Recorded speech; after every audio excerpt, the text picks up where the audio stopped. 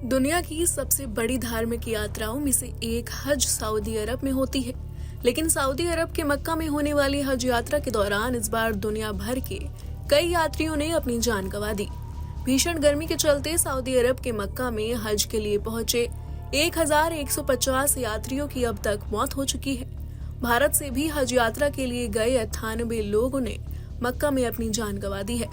सबसे ज्यादा मिस्र के 658 है। इसके बाद इंडोनेशिया के 199 हैं।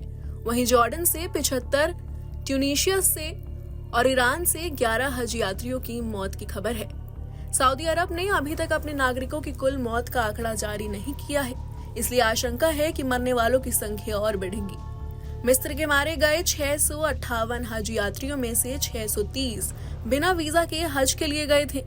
मीडिया रिपोर्ट्स के मुताबिक हज यात्रा के दौरान मारे गए यात्रियों के शव सड़कों पर पड़े हुए थे।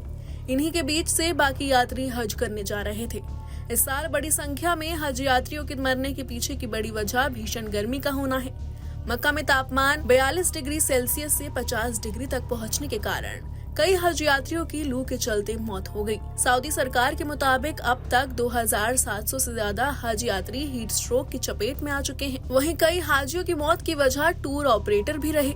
हज पर जाने के लिए हज यात्री टूर ऑपरेटर का भी सहारा लेते हैं।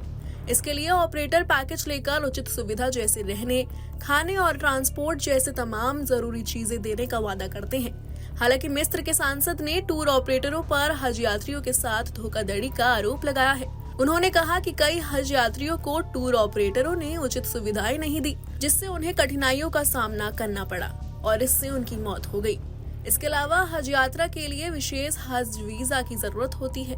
हालांकि कुछ लोग इसके बजाय टूरिस्ट वीजा लेकर सऊदी आते हैं और हज पर चले जाते हैं। सऊदी अधिकारी के मुताबिक बिना रजिस्ट्रेशन के हज पर आने से इस बार भीड़ बढ़ गई। दूसरी तरफ बिना वीजा हज के लिए आने वाले लोग स्वास्थ्य संबंधी समस्याएं होने पर भी प्रशासन से बचने की कोशिश करते हैं। इन कारणों से भी इस साल मौत की संख्या में इजाफा हुआ है। बता दें कि इस्लाम धर्म में 5 फर्ज में से एक फर्ज हज है। मान्यताओं के मुताबिक हर मुस्लिम इंसान को जीवन में कम से कम एक बार इस हज यात्रा को पूरा करना होता है। हर साल दुनिया भर के मुस्लिम सऊदी अरब के मक्का में हज के लिए पहुंचते हैं।